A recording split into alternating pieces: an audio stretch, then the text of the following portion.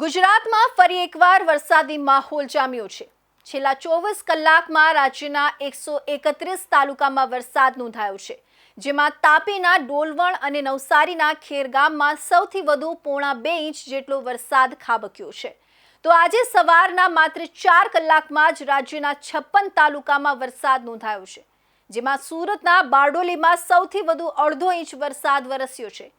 એક તરફ વરસાદી માહોલ છે તો બીજી તરફ રાજ્યમાં એક સાથે 5 હવામાન સિસ્ટમ સક્રિય હોવાથી આગામી 7 દિવસ સુધી ગુજરાતમાં હળવાથી મધ્યમ વરસાદની આગાહી કરવામાં આવી છે। અને હા, દક્ષિણ ગુજરાત સહિત કેટલાક વિસ્તારોમાં ગાજવીજ સાથે વરસાદની પણ શક્યતા છે। તો ક્યાં કેટલો વરસાદ પડ્યો, ક્યાં જિલ્લાઓમાં વધુ અસર રહેશે અને માછીમારો માટે હવામાન વિભાગે શું ચેતવણી આપી છે, જાણીએ આ ખાસ વેધર રિપોર્ટમાં। ગુજરાતમાં ફરી એક મેઘમહેર જોવા મળી રહી છે। છેલ્લા 24 કલાકમાં રાજ્યના 131 તાલુકામાં વરસાદ નોંધાયો છે। આ દરમિયાન સૌથી વધુ વરસાદ તાપીના ડોલવણ અને નવસારીના ખેરગામમાં 1.5 ઇંચ નોંધાયો છે। તો આજે સવારના 6 થી 10 વાગ્યા સુધીમાં 56 તાલુકામાં વરસાદ નોંધાયો છે। આ 4 કલાકમાં સૌથી વધુ વરસાદ સુરતના બારડોલીમાં 1.5 ઇંચ વરસ્યો છે। અર્થાત રાજ્યના અનેક વિસ્તારોમાં વરસાદી માહોલ યથાવત છે અને વાદળછાયા વાતાવરણ વચ્ચે મેઘરાજા ધીમી મધ્યમ ધારેથી વરસી રહ્યા છે। હવે વાત કરીએ સિઝનના કુલ વરસાદની, તો ગુજરાતમાં અત્યાર સુધીનો વરસાદ એકંદરે સામાન્યની આસપાસ રહ્યો છે, પરંતુ ગુજરાત પ્રદેશ અને સૌરાષ્ટ્ર કચ્છની સ્થિતિમાં મોટો તફાવત જોવા મળી રહ્યો છે। સિઝનના કુલ વરસાદની વાત કરીએ તો ગુજરાત પ્રદેશમાં અત્યાર સુધી સામાન્ય કરતાં 19% વધુ વરસાદ નોંધાયો છે, જ્યારે બીજી તરફ સૌરાષ્ટ્ર અને કચ્છમાં સામાન્ય કરતાં 25% ઓછો વરસાદ નોંધાયો છે।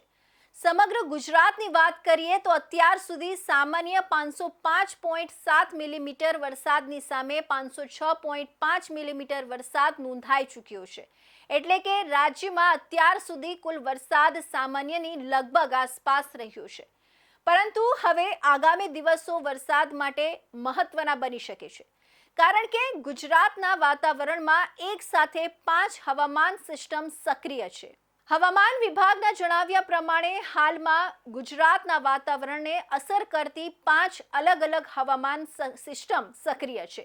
સૌથી મહત્વની વાત એ છે કે બંગાળની ખાડીમાં નવું લો પ્રેશર એરિયા સર્જાયું છે।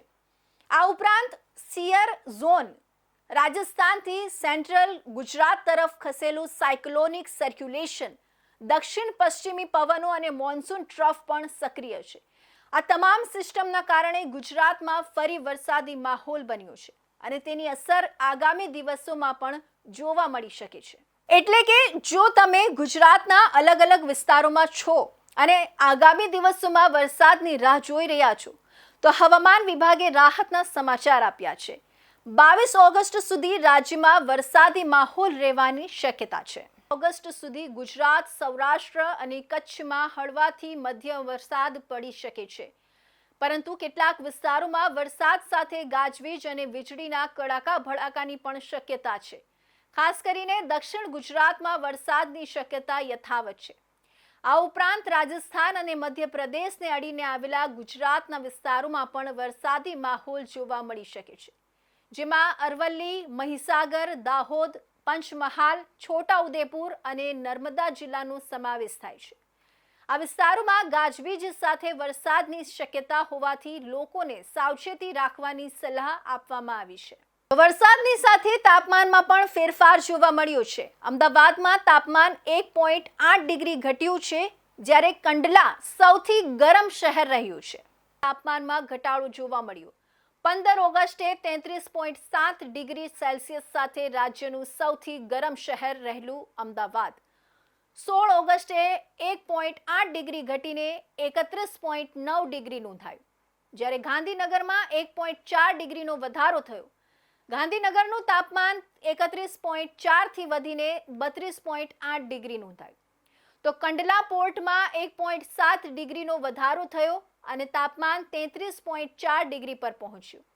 આ સાથે કંડલા 16 ઓગસ્ટે ગુજરાતનું સૌથી ગરમ શહેર બન્યું। બીજી તરફ સુરેન્દ્રનગરમાં 32.6 ડિગ્રી, ભાવનગરમાં 32.2 ડિગ્રી, રાજકોટમાં 32.1 ડિગ્રી અને પોરબંદરમાં 31.8 ડિગ્રી તાપમાન નોંધાયું, જ્યારે સુરતમાં તાપમાન 0.5 ડિગ્રી ઘટીને 30.2 ડિગ્રી રહ્યું. સુરત અને ડીસા 30.2 ડિગ્રી સાથે રાજ્યના ઓછા તાપમાન ધરાવતા શહેરોમાં રહ્યા, જ્યારે દ્વારકામાં 30 ડિગ્રી તાપમાન નોંધાયું. વરસાદી માહોલ વચ્ચે હવે સૌથી મહત્વની ચેતવણી. દરિયાકાંઠાના વિસ્તારો માટે હવામાન વિભાગે એલર્ટ આપ્યું છે. ખાસ કરીને માછીમારોને આગામી દિવસોમાં દરિયો ન ખેડવાની સૂચના આપવામાં આવી છે. ગુજરાતના દરિયાકાંઠા માટે પણ હવામાન વિભાગે મહત્વની ચેતવણી જાહેર કરી છે.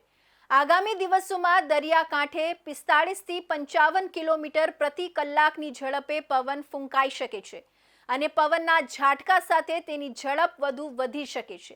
આવી સ્થિતિને ધ્યાનમાં રાખીને ઉત્તર અને દક્ષિણ ગુજરાતના દરિયાકાંઠાના માછીમારોને દરિયો ન ખેડવાની કડક સૂચના આપવામાં આવી છે. એટલે માછીમારો અને દરિયાકાંઠાના લોકો માટે આગામી દિવસો સાવચેતી ભર્યા રહેશે. એકંદરે ગુજરાતમાં વરસાદી માહોલ યથાવત છે. રાજ્યમાં એક સાથે 5 હવામાન સિસ્ટમ સક્રિય છે અને તેના કારણે આગામી 7 દિવસ સુધી વરસાદની શક્યતા છે. 22 ઓગસ્ટ સુધી ગુજરાત, સૌરાષ્ટ્ર અને કચ્છમાં હળવાથી મધ્યમ વરસાદની આગાહી છે, જ્યારે દક્ષિણ ગુજરાત અને મધ્યપ્રદેશ, રાજસ્થાનને અડીને આવેલા જિલ્લાઓમાં ગાજવીજ સાથે વરસાદ પડી શકે છે. સાથે જ દરિયાકાંઠે પવનની ઝડપ વધવાની શક્યતાને પગલે માછીમારોને દરિયો ન ખેડવા સૂચના આપવામાં આવી છે.